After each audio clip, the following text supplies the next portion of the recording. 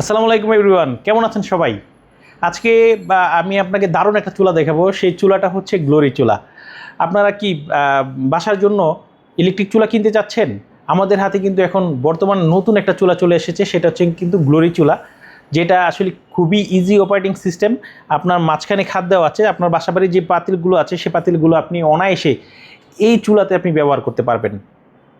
এই চুলাতে আপনি ব্যবহার করতে পারবেন। আপনার কিন্তু আসলে নতুন কোনো ধরনের পাতিল কিন্তু কিনা লাগবে না। নতুন কোনো পাতিল আপনাকে কেনা লাগছে না।